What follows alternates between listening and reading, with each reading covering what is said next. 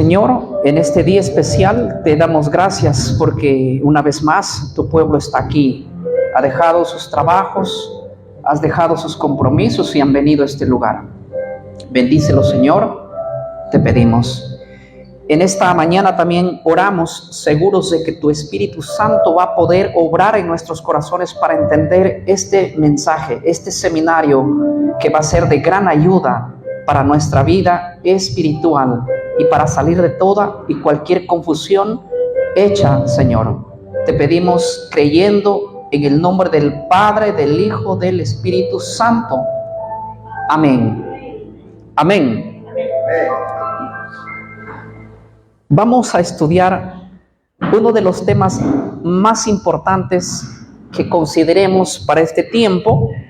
Les pido simplemente su atención y al mismo tiempo saludándoles a cada uno de ustedes que vienen de diferentes lugares, movidos por el interés de aprender, movidos por la necesidad de saber algo más, ¿verdad? Los temas que tocamos no siempre lo van a oír, así que es muy importante que ustedes puedan apuntarlo y que al mismo tiempo lo puedan también estudiar. Saludándoles a cada uno de ustedes, también saludo a mis hermanos que se conectan a través de la página en los diferentes países del mundo, mis hermanos de Chile, Argentina, Colombia, Venezuela, mis hermanos que me escribían de Pakistán, mis hermanos de Estados Unidos, mis hermanos que están en República Dominicana, Paraguay, Uruguay, y desde donde nos estén viendo, también tomen sus apuntes. Los seminarios normalmente los sábados lo hacemos en nuestra página de Mensaje Fiel Prédicas, pero hoy hemos decidido hacerlo en la página principal, para que puedan muchas personas ser bendecidas, así como ustedes también. Amén. Muy bien, entonces, permítanme leer el capítulo, ¿sí? Vamos al libro de Deuteronomios, el capítulo 34. Hoy el seminario tiene por título La muerte de Moisés y el misterio que hay detrás de su muerte. Hoy vamos a estudiar este tema muy importante. Deuteronomios 34. Vamos a abrir la Biblia y quiero que ustedes comprendan muy bien. Vamos a ver si es que nos da el tiempo y si es que no, estaremos haciéndole en horas de la tarde, completando el seminario. Si es que ustedes no logran captar el texto, búsquenlo en voz baja. Y hermanos, voy a leer el verso número 5. Dice así: y murió allí Moisés, siervo de Jehová, en la tierra de Moab, conforme al dicho de Jehová. Ahora pongan atención al verso 6. Y lo enterró en el valle, en la tierra de Moab, enfrente de Bet Peor, y ninguno conoce el lugar de su sepultura hasta hoy. Ahora lean el verso 7. Era Moisés de edad de 120 años cuando murió. Sus ojos nunca se oscurecieron, ni perdió su vigor. Primera cosa que yo quiero argumentar. Es irrefutable, a ver mis hermanas de la primera banca, es irrefutable decir que Moisés no murió, porque la Biblia afirma que Moisés murió de 120 años, pero hay dos cosas importantes que la Biblia menciona. Primero, la Biblia dice que Moisés nunca perdió su vigor cuando murió. Y lo segundo dice que el mismo Dios sepultó a Moisés. Y otra cosa importante, nadie conoce dónde geográficamente está el cuerpo, o por lo menos Moisés fue sepultado. Nadie. Como nadie sabía esto, surgió una creencia dentro del pueblo judío. Por así decir, dos corrientes. Voy a abrir paréntesis para decirles algo muy interesante. Ustedes saben que Jesús, la noche que fue capturado, él estaba orando en el monte. ¿Ustedes se acuerdan? ¿Qué monte era ese? Jesús orando en el monte Sinaí. Monte de los Olivos. Jesús estaba orando después de muchos años que ocurrió este suceso. Porque este suceso aconteció en el tiempo cuando el pueblo de Israel casi entra a la tierra prometida. Moisés muere de 120 años y el pueblo lloró su duelo. Si ustedes ven el verso, allí dice que el verso 8, y lloraron los hijos de Israel a Moisés en los campos de Moab 30 días, y así se cumplieron los días de lloro, del luto de Moisés. Después de este acontecimiento pasaron muchos años.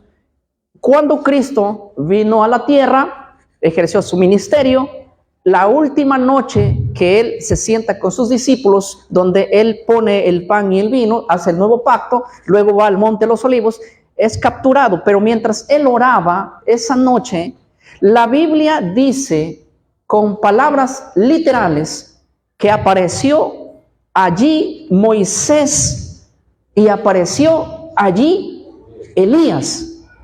Bueno, no me sorprende mucho que haya aparecido Elías, pero me sorprende mucho que Moisés aparezca allí. Si nosotros sabemos y hemos estudiado muchísimos temas, y es irrefutable que cuando una persona muere, no puede volver después de muerto. Pero la Biblia irrefutablemente dice que Moisés apareció allí. Primero yo quiero demostrarles que que Elías sí tuvo que haber aparecido allí, porque es lógico, si Elías apareció allí, entonces primeramente tenemos que ver, Elías no murió, y eso lo vamos a comprobar ahora. Pero primero quiero que estudiemos ciertos pasajes bíblicos que nos afirman que Moisés apareció allí con Elías, hablando con Cristo. ¿Qué les parece? Vamos al capítulo 17 del libro de Mateo y vamos a leer, porque queremos afirmar este suceso. Mateo capítulo 17 dice así el verso 1. ¿Ya?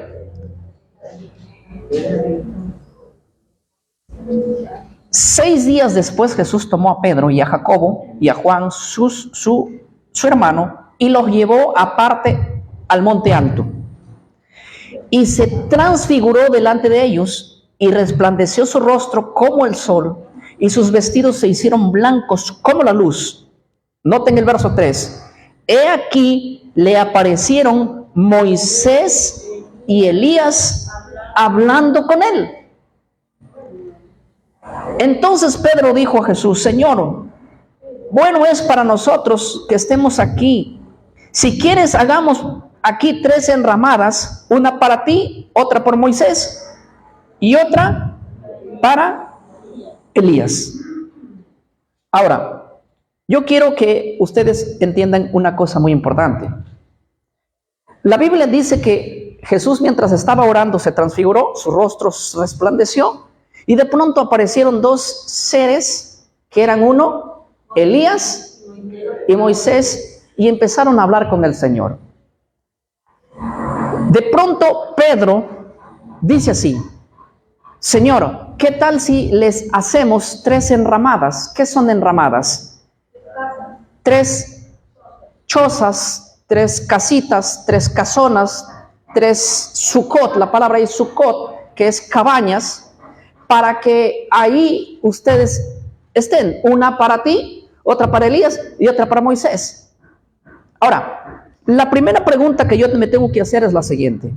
Algunos dicen, lo que apareció allí fue el espíritu de Elías. ¿Fue el espíritu de quién? De Moisés. No fueron ellos necesariamente, dicen algunos. Pero la pregunta es, ¿un espíritu se ve? No, un espíritu no se ve. ¿Un espíritu se toca? No se toca. ¿Un espíritu tiene la necesidad de hacerle una casa? No. A los espíritus no hay que hacerles casas. No se puede pensar que eran espíritus, porque si hubieran estado en espíritus ahí, no se lo hubieran visto. Eran cuerpos presentes, eran cuerpos visibles, eran cuerpos tangibles, como para que Pedro diga, vamos a hacerle 3 casas. Jesús, una para ti, Jesús. Jesús estaba de carne y hueso, por eso necesitaba una casa. ¿Sí? ¿Elías estaba ahí de carne y hueso? Sí. ¿Y también Moisés? Sí. Los 3 estaban de una forma así como ustedes me están viendo a mí, ¿verdad?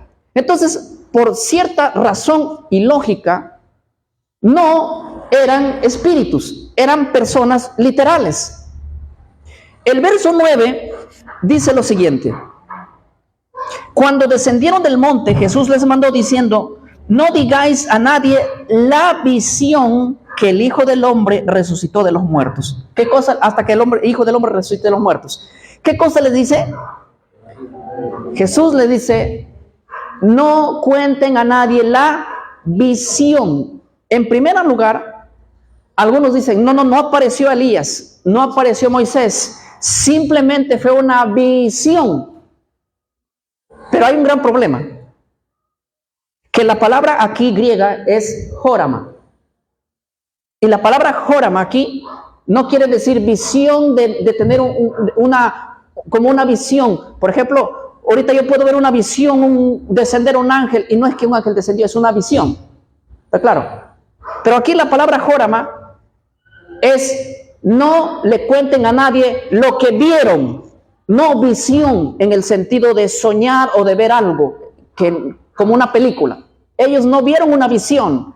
Aquí el texto dice, no le cuenten a nadie la visión, pero en el texto griego dice, no le cuenten a nadie lo que vieron. Lo que ustedes, ¿qué cosa? Vieron. Y para poder afirmar lo que estoy diciendo, me tengo que tomar de otros textos que explican un texto no claro. A esto se le llama como la exégesis. Los textos no claros son aclarados a la luz, valga la redundancia, de los textos más claros. Me tengo que ir a otro autor para que me diga lo mismo y quizás me aclare mejor. ¿Ya?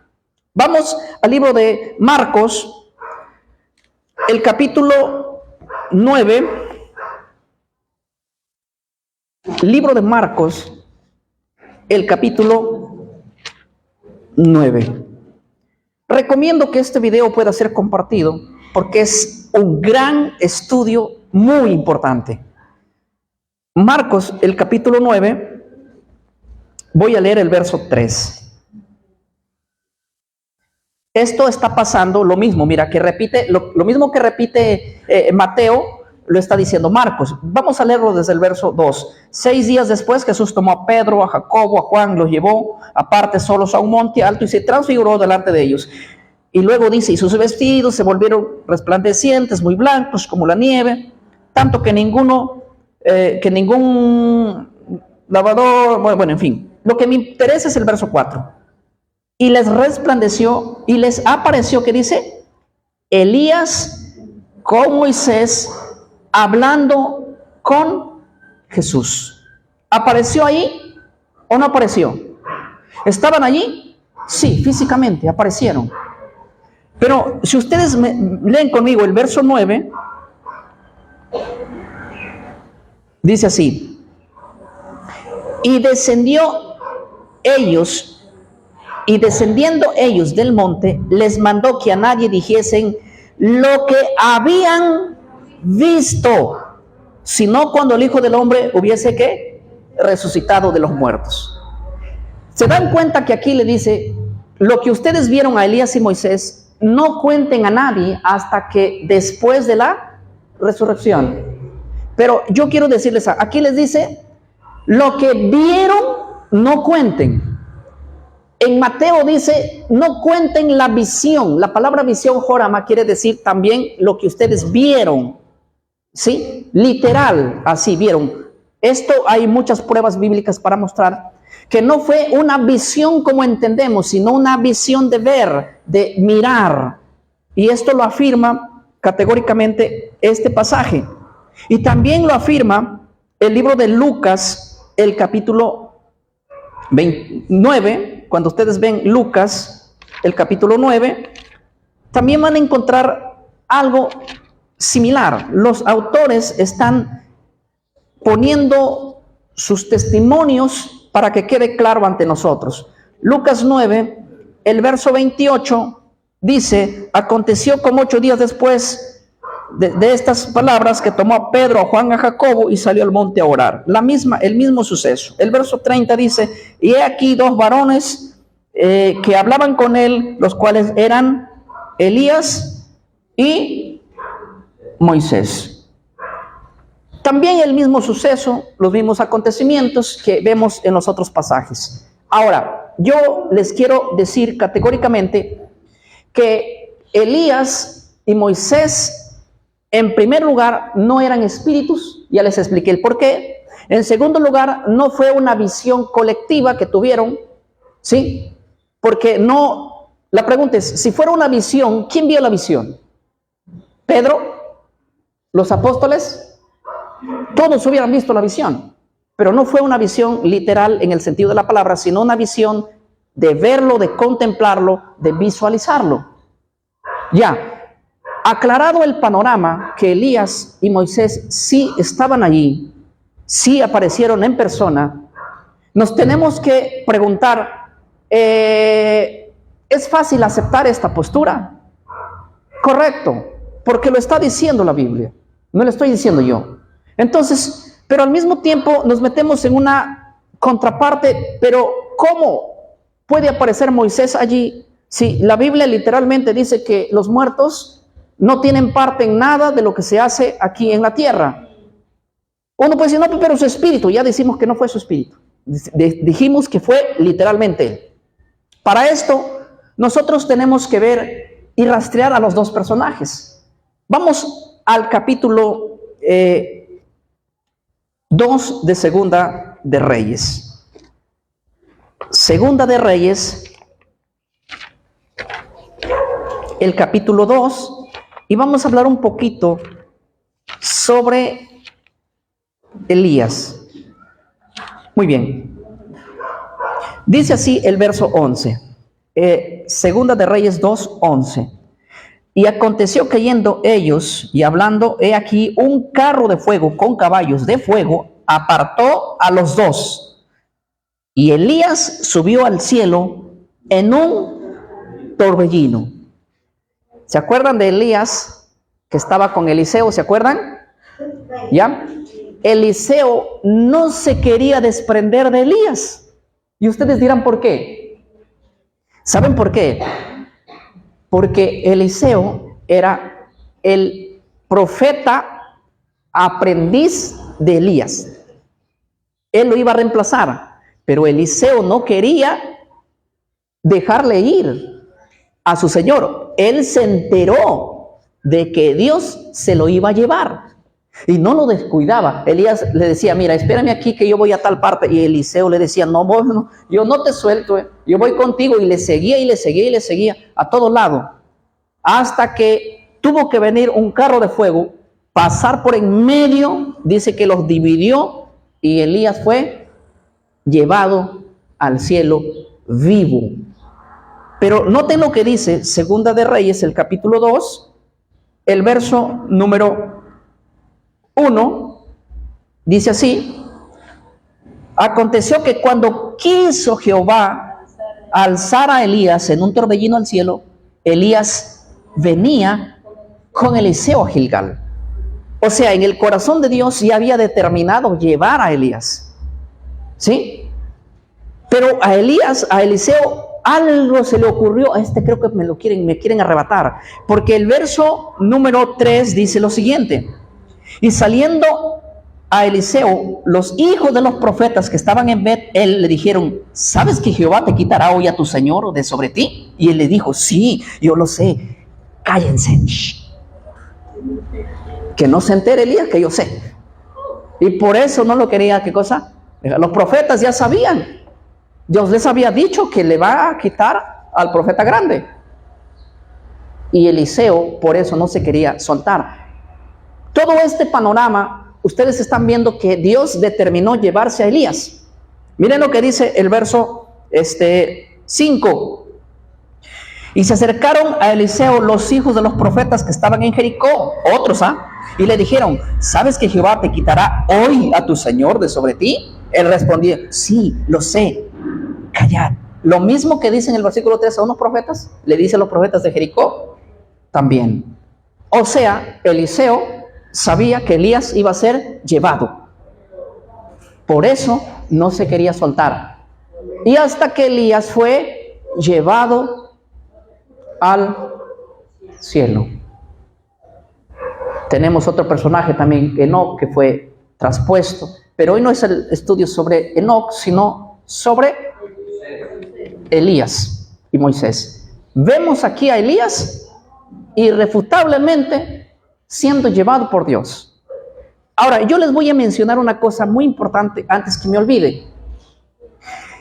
Cuando nosotros vamos al siglo I, los judíos tenían una tradición cuando celebraban la Pascua. ¿Saben que en la Pascua siempre dejaban ellos una silla vacía? ¿Y por qué dejaban una silla vacía? Porque ellos sabían que en una Pascua iba a aparecer Elías. Ellos decían que iba a aparecer ¿quién? Elías va a venir en una Pascua. Y ellos cuando hacían la Pascua, todos se sentaban en su silla y en cada familia dejaban una silla vacía. Por si acaso, ¿qué tal si Elías llega? Y llega a mi casa y toca la puerta: he venido a pasar. Y Elías, sienta, ahí está tu silla, tu pot, todo. Entonces los judíos por tradición creían eso. Pero la pregunta es: ¿por qué creían que en Pascua iba a venir y aparecer Elías? ¿Saben? Es algo interesante. Pero cuando apareció Elías, esa noche con Cristo, era 14. ¿Y qué se celebraba el 14? Pascua. No se equivocaron los judíos en saber que Elías iba a venir un 14. Y cuando ustedes ven a Jesús en el monte de la transfiguración, era 14. Era el día 13 por la noche. La pregunta es: ¿qué fecha es 13 por la noche? 14. Se dan cuenta que ellos acertaron que Elías sí vendría para una Pascua.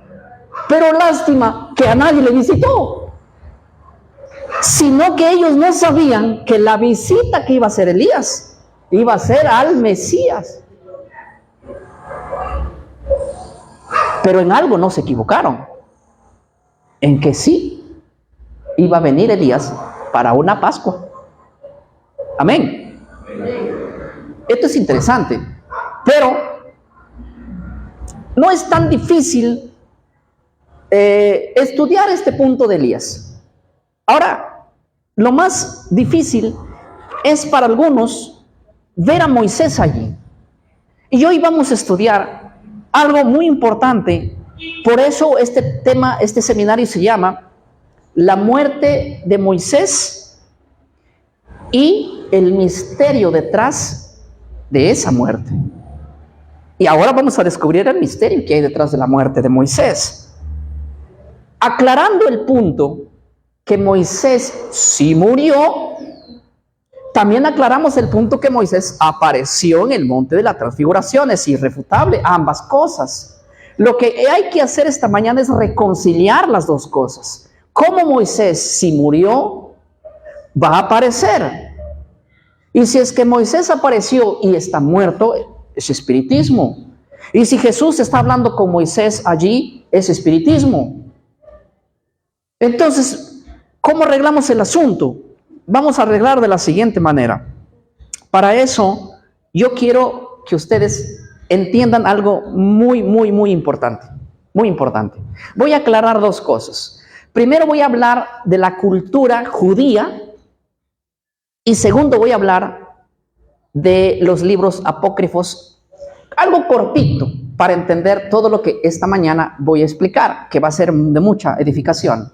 Primero, cuando Moisés murió, ¿se acuerdan en el monte ahí? Cuando Dios lo sepultó, nadie vio la muerte de Moisés, solamente se enteraron que murió, pero nadie fue testigo verdaderamente si murió. Nadie fue testigo, nadie vio su cadáver. Entonces, en la mente de los judíos, en la mente de los israelitas, surgió dos tradiciones.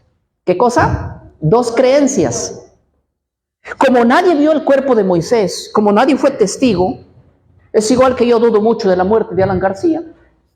Y no solo yo, hay miles de peruanos y que dudamos de la muerte de Alan García.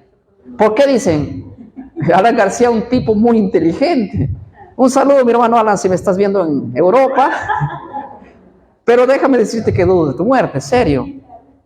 Un tipo muy inteligente como Alan García, seguro está de que probablemente planeó su muerte para huir de la justicia que le perseguía en nuestro país.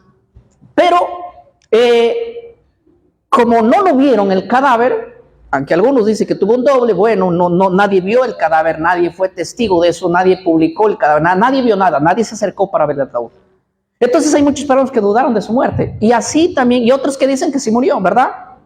Así también surgió la creencia dentro de Israel.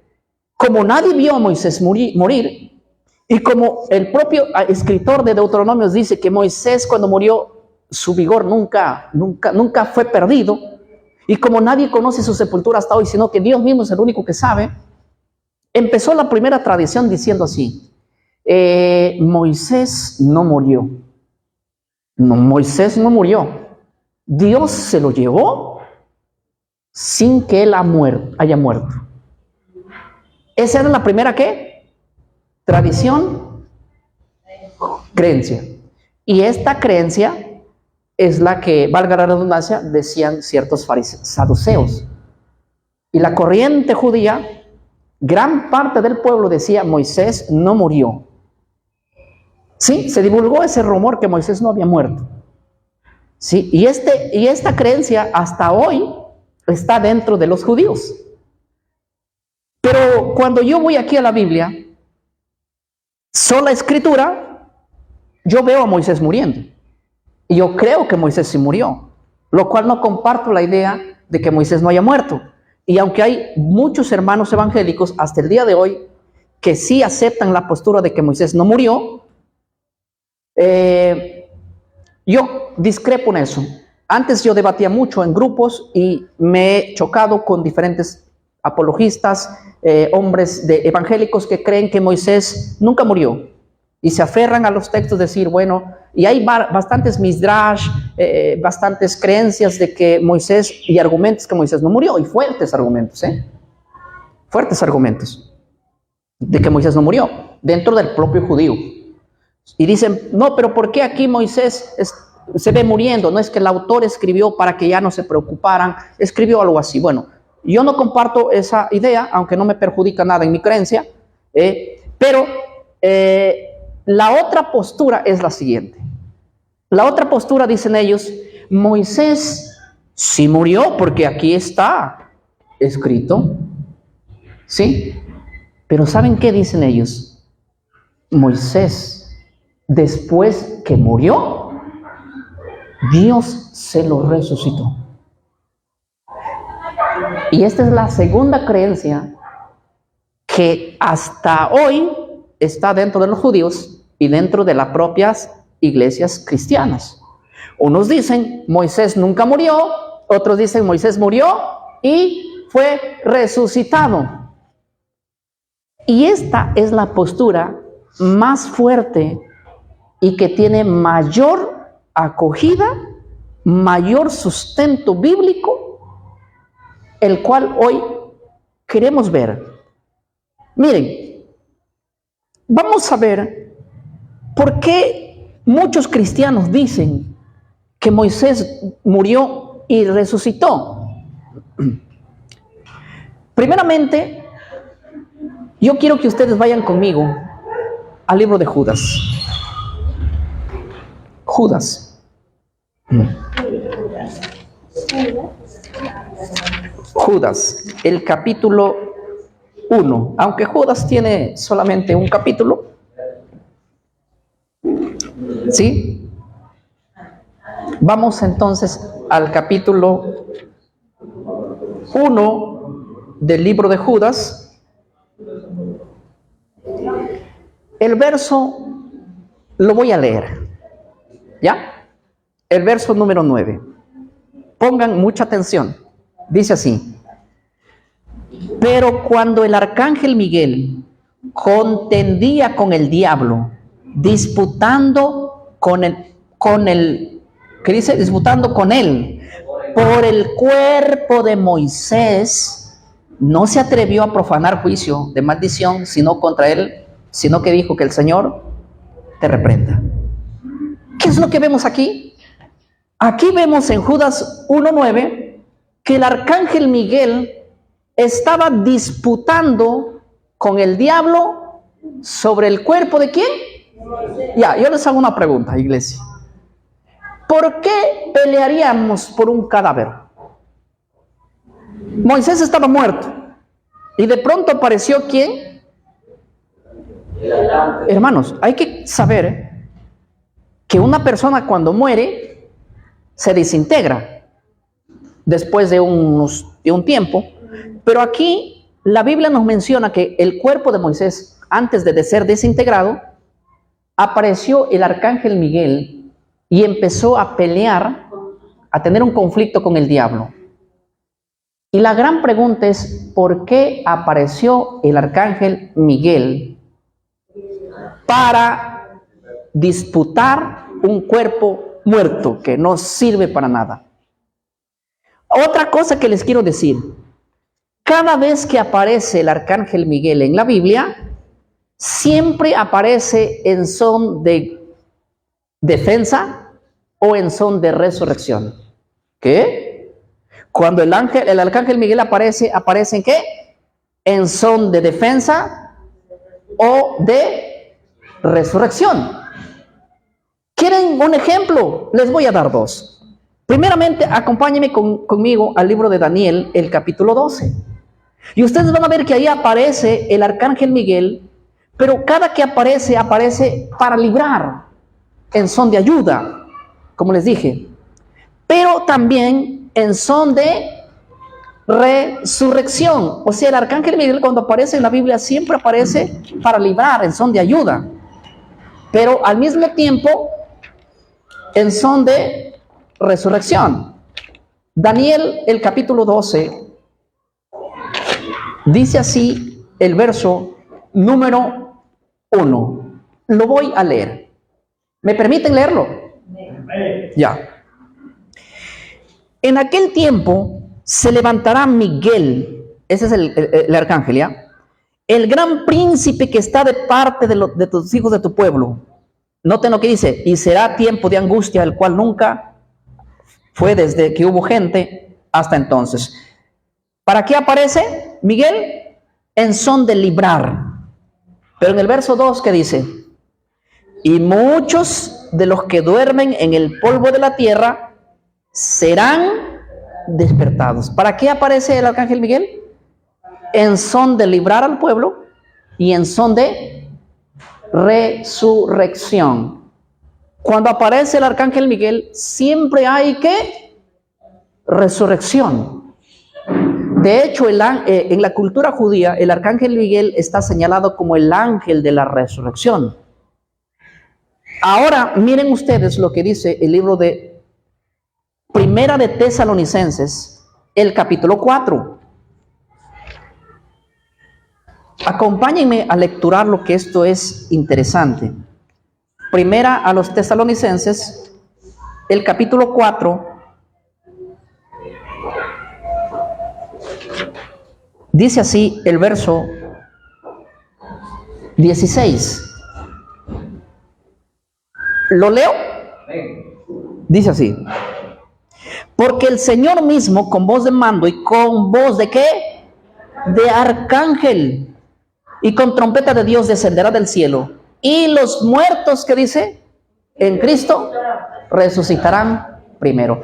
Ustedes van a ver que de nuevo aparece aquí el arcángel. ¿Y aparece para qué? Para dos cosas.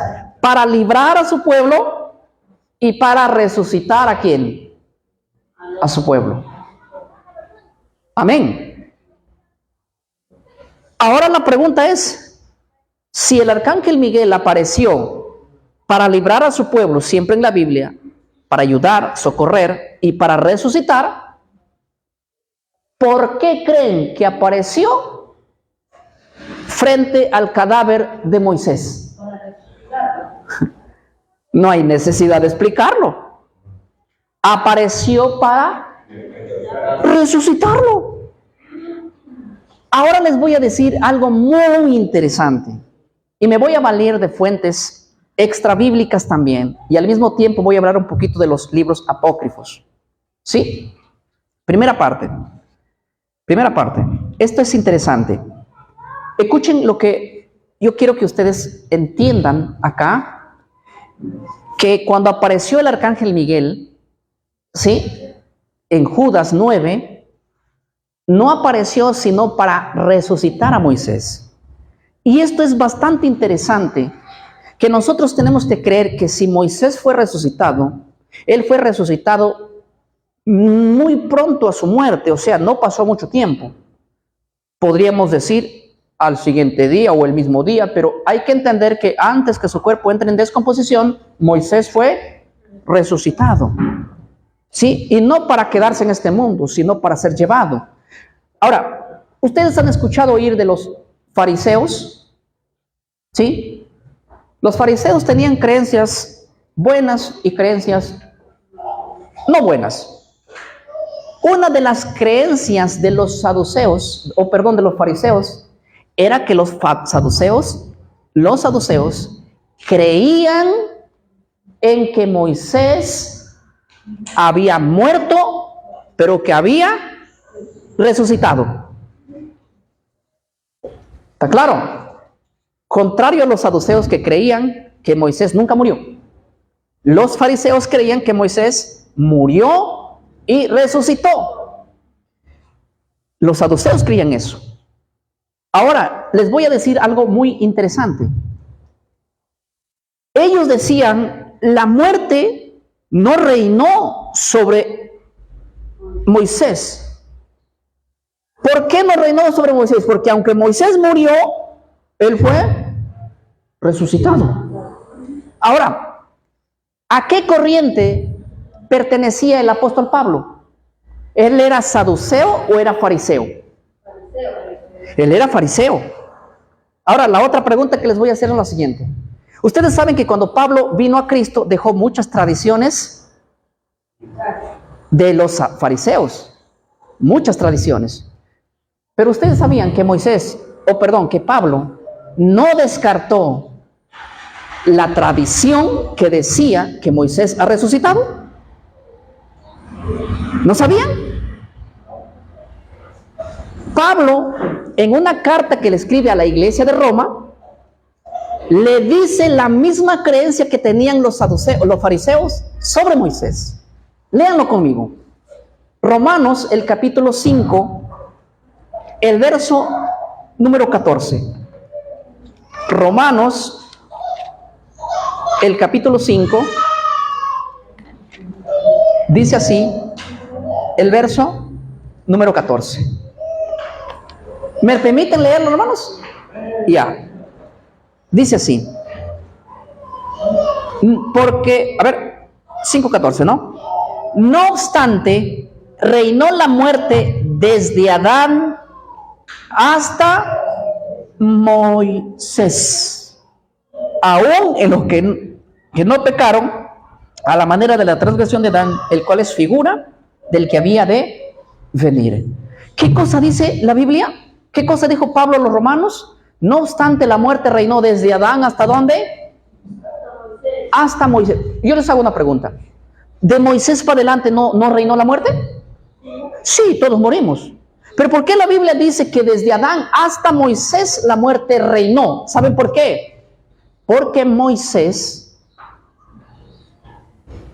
en otras palabras, hasta él ya que Moisés en la Biblia es una figura de Cristo. De alguna manera el Antiguo Testamento hablaba que Moisés tipifica a Cristo, pero que Cristo es superior a Moisés. ¿Está claro? Y aunque la muerte vino sobre Moisés, no reinaría la muerte sobre él. Aunque la muerte vino sobre Cristo, no reinaría la muerte sobre Cristo.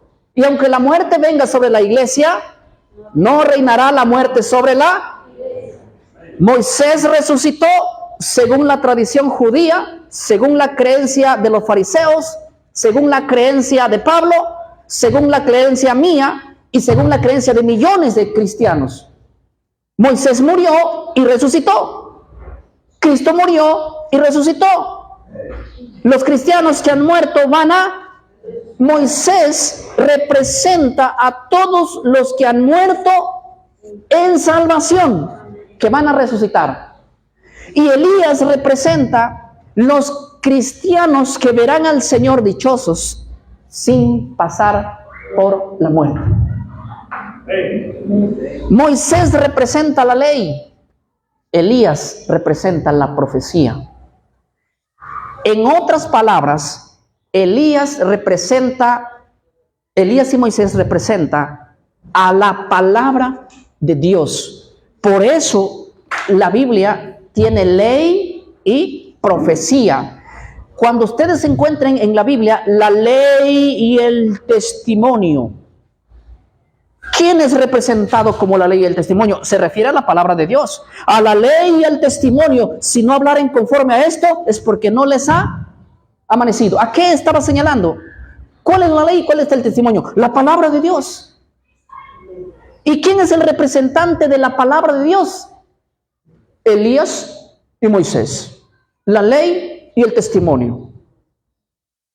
A esto en Apocalipsis se les conoce como los dos testigos. Los dos testigos son la ley y el testimonio. Es la palabra de Dios. La bestia que surgió del abismo y hizo guerra, ¿verdad? No va a matar a Moisés, no va a matar a Elías como piensa el dispensacionalismo. La bestia lo que hizo guerra es a la ley y al testimonio, a la palabra de Dios. Pero hoy no me desvío el tema de los dos testigos.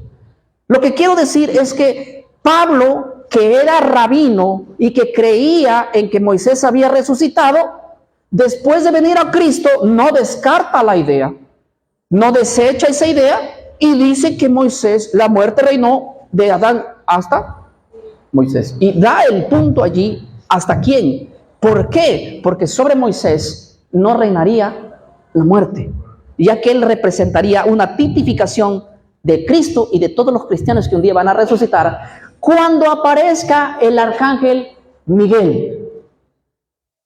¿Sí? Y ustedes sabían muy bien que al que se le llama el arcángel Miguel, según la creencia según la creencia del Mishdra, según la creencia de los judíos, se le compara como semejante a Dios. Hoy no voy a hablar sobre el arcángel Miguel, pero las únicas denominaciones que yo conozco que no creen que el arcángel Miguel es un ángel o que es un ángel son muy pocas, y dentro del mundo evangélico, en nuestra rama. Pero cuando tú estudias la Biblia a profundidad, vas a encontrar que el arcángel Miguel no es nada más y nada menos que el mismo Cristo. Y así lo creyeron todos los padres de la Reforma, los padres de la Iglesia, lo creyeron así las denominaciones más principales y estudiosas. ¿Qué es? ¿Por qué? ¿Por qué el arcángel Miguel es Cristo? Porque la palabra Miguel en el hebreo es Mica, que significa semejante a Dios, el príncipe de los ángeles. No es cualquiera. Yo les hago una pregunta. ¿Ustedes creen que el que resucita es un ángel? ¿Quién se hizo llamar así la resurrección y la vida? Cristo. ¿Sí? Los más grandes exponentes de todos los siglos siempre han afirmado que el arcángel Miguel es Cristo. Es en serio. Hasta Martín Lutero creía eso. Y los reformadores también. Pero hoy no entramos a ese tema. Lo que quiero decirles es que Cristo va a venir ¿Por qué con voz de mando y con voz de qué? ¿Ustedes creen que Cristo va a tomar la voz de un arcángel que es inferior? No, Él viene con su propia voz, con voz de arcángel, porque Él es el arcángel Miguel. Ahora, Él es la resurrección y la vida, cuando hablamos de Él. Entonces, yo quiero mencionarles algo muy importante, espero que el tiempo no me traicione. Voy a mencionar algo muy interesante. Podríamos seguir en esto, pero voy a tratar de ser un poco más puntual. Ahora, permítanme decirles algo muy interesante. Esto sí quiero que lo tomen muchísima atención, hermanos, porque esto es valiosísimo. Valiosísimo, joya, joya, joya. Primicia. Ahora, el libro de Judas 1:9. ¿Qué cosa decía Judas 1:9? Que el arcángel Miguel estaba peleando, ¿por qué? Por el cuerpo de Moisés. Muy bien. Ahora yo menciono una cosa muy interesante. El gran detalle es que el libro de Judas solo es una fracción citada de otro libro que ya existía en el siglo I. ¿Saben cómo se llamaba ese libro? La Ascensión de Moisés o el Testamento de Moisés. Este libro, que fue escrito por judíos de la tradición rabínica de los saduceos o de los fariseos, ellos relataban allí lo siguiente: que Moisés, después que murió, vino Dios y lo resucitó. Ellos dicen así. Y que cuando él vino, se le presentó el diablo, ¿sí? Y el diablo se le opuso diciendo: no vas a resucitar a Moisés, porque Moisés me pertenece. Recuerda lo que te agarró a garrotazos allá en el desierto. Entonces, por esa razón, él no debe ser resucitado. Y yo digo, si el diablo se atrevió a reclamar el cuerpo de Moisés como suyo, ¿qué no se atreverá a reclamar a nuestro cuerpo de nosotros? Sí. Qué bárbaro, ¿no? El diablo quería que esa alma le pertenezca a él. En otras palabras, vamos a entrar en la mente evangélica. Y Dios, ¿qué cosa? Trajo victoria y lo resucitó. Eso dice el libro La Ascensión de Moisés. Este libro, de hecho, es un libro que no está escrito en la Biblia, es un libro apócrifo. ¿Qué es un libro apócrifo? Un libro apócrifo es un libro que se escribió, pero que por alguna razón no fue colocado dentro de las Sagradas Escrituras. Cuando se juntaron ciertos concilios, otro día le vamos a dar el crédito a la Iglesia Católica, y hicieron estas compilaciones del Nuevo Testamento, dejaron por fuera muchos libros. Hoy no hablaremos del canon, pero simplemente quiero decirles que dentro de varios libros que se escribieron en el siglo I, no entraron en la Biblia. Ciertos libros, por votaciones inclusive hicieron qué libros entraron, qué libros no. Bueno, en fin, hoy no hablo del canon. Lo que quiero decirles es que algunos libros que quedaron fuera, uno de ellos fue el libro La Ascensión de Moisés. Cuando Judas escribió Judas 1:9, ¿de dónde sacó Judas esa información? ¿De dónde conocía Judas que el arcángel Miguel peleó con Cristo, o con Satanás, perdón? ¿De dónde sacó esa información? ¿De dónde sacó Judas esa información? De la tradición judía, de la tradición de los rabinos, fariseos, y del libro La Ascensión de Moisés, que existía para ese tiempo.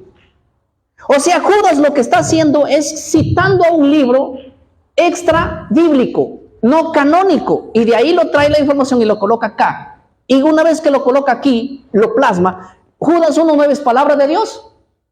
Sí, hay que creer que fue así. No, pero pastor, pero Judas está citando un libro apócrifo. Nosotros no creemos en los libros apócrifos. No creemos en los libros apócrifos en su totalidad. Pero la parte que un autor cita, eso sí es creíble, eso sí es cierto. Les voy a decir un poquito sobre los libros apócrifos. Hay muchos libros apócrifos que se escribieron en el Antiguo Testamento y en el Nuevo Testamento que no entraron en el canon. Pero no todo lo que los libros apócrifos dicen es mentira. Hay ciertas verdades. Y si un autor bíblico cita un libro apócrifo, un párrafo de ese libro apócrifo y lo pone aquí, es porque fue cierto. Aunque nosotros no creemos en su totalidad en el libro de la ascensión de Moisés, pero Judas citó que ese acontecimiento de la resurrección de Moisés fue cierta y la plasmó en la Biblia, entonces esa es cierto. Aunque quizás Judas no comparte toda la idea del libro de la ascensión de Moisés, pero el fragmento que colocó en Judas 1:9 es cierto. ¿Se entendió? Clarísimo. Ahora, alguien puede decir, no, yo no me como ese cuento de que Judas haya citado un libro apócrifo, así que yo le doy creabilidad a la palabra de Dios y a mí no me vas a venir con cuentos de que hay otros libros. La gente a veces entiende mal lo que yo estoy tratando de decir. A ver, si especifico una vez más claro. ¿Ustedes creen en el libro de Enoc? ¿Creen en el libro de Enoc? No. ¿Escucharon que hay un libro de Enoc? Algunos se acaban de informar recién. Existe un libro de Enoc, pero ¿dónde está en la Biblia?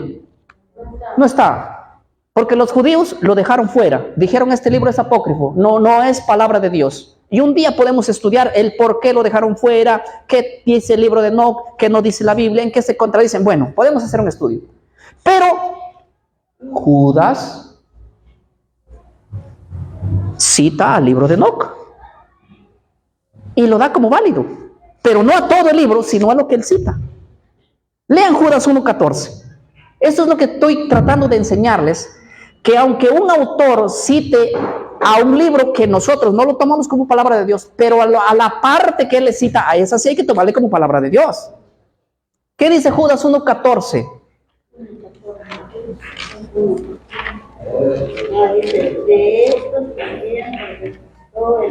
Muy bien, Judas 1:14 dice así, lo voy a leer fuerte para que ustedes escuchen, ¿ya? De estos también profetizó Enoc, está diciendo Judas, séptimo desde Adán, diciendo, he aquí vino el Señor con sus santos, ¿qué más? Decenas de millares. ¿Qué está diciendo aquí Judas? Judas está diciendo, el Señor viene con sus millares y millares de ángeles, está diciendo Judas. Pero este párrafo se encuentra escrito en el libro de Enoc. ¿Dónde se encuentra? En el libro de Enoc se encuentra esta partecita aquí. Y Judas probablemente no valida el libro de Enoc, pero a la partecita que el Señor viene con sus millares y millares de ángeles, pregunto, ¿es verdad que el Señor viene con sus millares y millares de ángeles? ¿Sus millares y millares de santos viene? Ya. Ahora yo les hago una pregunta. ¿El libro de Enoc, ustedes creen en el libro de Enoc? No, como palabra de Dios no creemos. Pero la pregunta es, ¿ustedes creen en la parte que el libro de Enoc dice, el Señor viene con sus millares y millares de ángeles? Claro, se dan cuenta que aunque el libro es apócrifo, pero dice cosas que son ciertas. Y esas cosas que son ciertas, Judas las rescata y la pone en su libro. De la misma manera, aunque existe el libro de la ascensión de Moisés, el libro apócrifo de la ascensión de Moisés o el testamento de Moisés conocido, probablemente Judas no cree en nada de lo que dice, o en muchas cosas de lo que no dice el libro de la ascensión de Moisés, pero el fragmento de ese libro que dice que el Señor descendió para resucitar porque ahí sí lo dice literal, en el libro de la ascensión de Moisés, aunque el Señor descendió para resucitar a Moisés, esa parte Judas lo valida como verdadero. ¿Y quién eres tú para decir no? Si Judas está diciendo que sí, Judas 1:9 es palabra de Dios, ¿lo debo creer? ¿Lo debo aceptar? Entonces, ¿cómo es posible de que tú digas que Moisés no resucitó si Judas 1:9 está hablando de eso?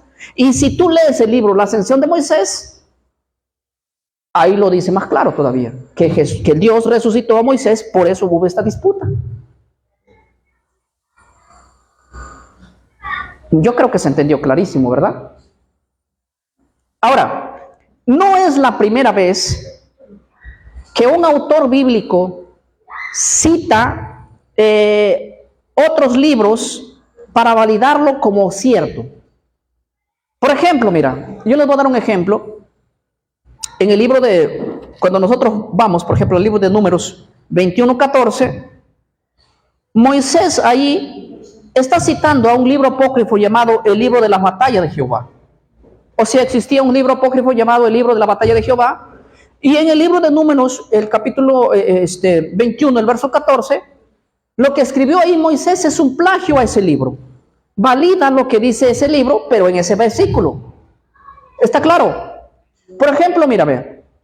En el libro de Josué, el capítulo 10, el verso 13, Josué está citando a un libro llamado el libro de Joser. Sí, o el libro de Jaser, perdón.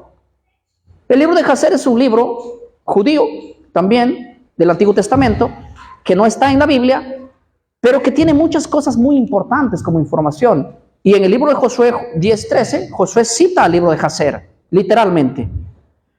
¿Creemos en el libro de Jaser?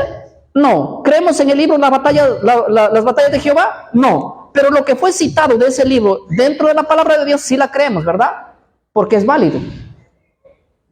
Pablo, por ejemplo, el apóstol Pablo, él citó dos textos bíblicos. O sea, en la Biblia están dos textos bíblicos que Pablo escribió que no están en ningún libro apócrifo, sino en los libros de los poetas filósofos. Y lo valida como palabra, lo pone, y al ponerlo en la Biblia, ese que escribió un poeta pagano, escribió frases muy buenas. Y al Pablo copiarlo a él y ponerlo dentro de la Biblia, lo que dijo ese poeta pagano ahora se convirtió en palabra ¿de quién? De Dios. ¿Pablo creía en toda la filosofía que escribieron esos paganos? No, pero en la frase que dijo él, sí. O sea, el hecho de citar a un libro apócrifo no significa que debemos creer en todo, sino en lo que validamos, en lo que consideramos que creíble y válido. Por ejemplo, si ustedes van a 1 de Corintios, el capítulo 15, el verso 33, Pablo está citando a un poeta llamado Epiménides del siglo 6 a.C. Ese pasaje bíblico ahí mencionado en 1 de Corintios, el capítulo 15, el verso 33, ¿sí? Es un pasaje bíblico que nosotros lo tomamos como palabra de Dios, pero que eso lo escribió un pagano. Cuidado. No vayan a dormir como... ¿Cómo se llamó el hombre? A ver si guardamos silencio, por favor. A ver, hermanitos, silencio, ¿ya? Vamos a tratar de poder no desconcentrarnos del tema. ¿Qué cosa dice 1 de Corintios 15, 33? Escuche lo que dice, ve. No erréis, las malas conversaciones, ¿qué dice? Corrompen las buenas costumbres. Ese párrafo no lo dijo Pablo. Ese párrafo lo dijo un hombre llamado, un poeta pagano, filósofo del siglo 6 a.C., llamado Epiménides. Él dijo, lo que Pablo está haciendo es citando ese poema y trayéndole ¿a dónde? ¿Se convirtió en palabra de Dios? Sí. ¿Pero fue inspiración de Dios? Lo hizo un pagano y lo valida como bueno y lo plasma aquí y o sea, todo lo que alguien dijo y citado por alguien y puesto en la Biblia ya se convierte en creíble, irrefutable. Si ustedes leen, por ejemplo, Hechos 17:28, Pablo está citando a un poema llamado Fenómenos de Arato, de Cilicia, del siglo 3 a.C. ¿Sí? O sea, Pablo de nuevo está citando a otro poeta pagano del siglo 3. Fenómenos. Y lo plasma, su escritura aquí, y lo validamos nosotros como palabra de Dios. Pero por eso, ¿debo creer todo lo que escribió Fenómenos? No, solo lo que escribió esa parte validamos. De la misma manera, los libros apócrifos, aunque no todo es en su totalidad creíble, Lo que los autores bíblicos lo citan, eso sí es creíble. Eso sí se debe de aceptar. Eso sí se debe de creer. Entonces, les voy a decir una cosa importante. El libro de Judas cita una vez más al libro La Ascensión de Moisés y valida la resurrección de Moisés. Por eso es que creemos que Moisés sí resucitó. Entonces, cuando Moisés aparece en el monte de la transfiguración, allí parado, ¿estaba Jesús cometiendo espiritismo? ¿Estaba hablando con el espíritu de un muerto? No, estaba Moisés ahí, sí. Ya lo leímos y vimos el por qué. Entonces, ¿por qué está Moisés ahí? Porque aunque Moisés murió, fue resucitado. Aunque Elías nunca murió, estuvo ahí presente. Y estuvieron tres cosas importantísimas. Pongan mucha atención. Elías, Moisés, ¿y quién más? Y Cristo. ¿Saben quién? Cristo, el dador de la vida, al lado de dos tremendos testigos, la ley y la profecía, en medio la salvación. Les voy a decir otra cosa muy interesante. Hay gente que rechaza la ley y hay gente que rechaza la profecía, pero ninguna de ellas debe ser descartable. Porque en medio, aunque Cristo es la salvación, Él es la vida eterna, es el camino al Padre, tenemos dos testigos ahora, aquí, el Antiguo y el Nuevo Testamento, que hoy atestiguan la salvación. Toda la Biblia está representada como ley y testimonio. En el libro de Apocalipsis ustedes van a encontrar estas dos cosas vigentes. Apocalipsis 19:10, por ejemplo. ¿Qué dice Apocalipsis 19:10? Dice, yo me postré a sus pies para adorarlo y él me dijo, no hagas eso, adora a Dios, porque el testimonio de Jesús es el espíritu de la profecía. Y van a encontrar también en Apocalipsis 12, 17:12, 14:12, hablando de los mandamientos de Dios. Apocalipsis dice, por ejemplo, 12:17, entonces el dragón se llenó de ira contra la mujer y se fue a hacerle guerra al resto de su descendencia, a los que guardan los mandamientos de Dios y tienen que el testimonio. Ahí la palabra testimonio es el espíritu de testimonio. Lo mismo que aparece en Isaías, a la ley y al testimonio. Profecía y ley van de la mano. ¿Cómo es posible que haya gente que acepta a Cristo y no quiere saber nada de profecía ni tampoco de la ley? Y cuando hablo de profecía, no estoy hablando de los que hoy se paran en las iglesias. No estoy hablando de eso. Estoy hablando de la Biblia, de lo que está aquí contenido. Estos son los dos testigos. No esperen a dos testigos venir del futuro y una bestia que salga a matarlos. Elías fue llevado para no ver muerte. Moisés fue resucitado para no ver muerte. El dispensacionalismo está engañando a la gente que Elías va a venir y Moisés va a venir y van a morir en el futuro. Una locura lo que dicen ellos. Aleluya. La bestia que sube del abismo peleó contra los dos testigos. Los hizo guerra a la palabra de Dios, a la ley y al testimonio. Y la iglesia evangélica, oye, hace guerra a la ley. Ellos, en otras palabras, también representan de alguna manera a la bestia que sube del abismo. Vamos a tener un tremendo seminario sobre los dos testigos, donde bíblicamente e históricamente les vamos a probar de que no esperen ninguno que va a venir un Elías y un Moisés literal, a morir inclusive. Ya Elías nunca murió y no va a venir a morir. Moisés ya murió y resucitó. No piensen que va a venir a morir de nuevo. ¿Está claro? Hemos dado un paso muy importante a este estudio. Vamos a ponernos de pie. Algunos predicadores dicen que Elías y Moisés van a morir acá. Correcto. Vamos a ponernos de pie, vamos a orar.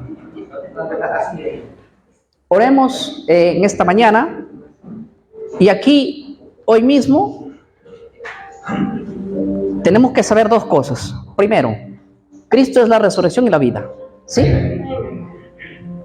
Cristo, a través de Moisés y Elías, tiene dos cosas que mostrarnos. Primero, van a haber muchos cristianos que no van a morir, que van a ir con el Señor en el arrebatamiento de la iglesia, que va a suceder en la segunda venida de Cristo, no antes, no 7 años antes, en la segunda venida de Cristo. Va a haber mucha gente viva que van a ser llevadas igualito que Elías, sin ver muerte, y otras que van a resucitar, aunque hayan conocido a la muerte, representando así Moisés y aún el Señor Jesús, que estando muerto, vivió. Dios quisiera que viniera el Señor pronto y muchos de nosotros no muramos. Pero aunque hayamos muerto, la Biblia dice, Jesús dijo, yo soy la resurrección y la vida. Aún el que esté muerto, el que cree en mí, aunque esté muerto, vivirá. Agradezcámoslo al Señor. Te damos gracias, Padre, esta mañana por tu palabra, porque nos permites llegar con bastante libertad, Señor. Aún todavía tenemos la libertad de hablar, de plasmar lo que tienes para enseñarnos, Señor. Gracias por tu pueblo que viene de diferentes sitios lejanos. Se reúnen este día porque tienen necesidad de conocer más. Oramos también por mis hermanos que nos piden oraciones por salud, hogar, matrimonio, en los diferentes países del mundo. Los que en este momento mismo están viendo esta transmisión en distintos países, Señor. Pedimos que puedas interceder, Señor, todavía. Estamos en el tiempo de la gracia. Y aunque haya cristianos que un día desciendan al seno de la tierra, un día serán levantados de allí. Y aunque otros quizás nunca mueran, también serán revestidos. La Biblia dice que en un abrir y cerrar de ojos seremos transformados a la final trompeta, donde los muertos y los vivos se van a unir para ser llevados en la séptima trompeta, en la trompeta final, en ese día, para encontrarnos contigo, Señor. Eso es lo que esperamos, eso es lo que aguardamos, eso es lo que queremos y por eso queremos perseverar. Gracias, Señor, por tu palabra y por el mensaje dicho en este momento. Oramos seguros de que vas a orar siempre en el nombre de Jesús. Amén. Y amén. Que el Señor los bendiga, iglesia. Tomen asiento.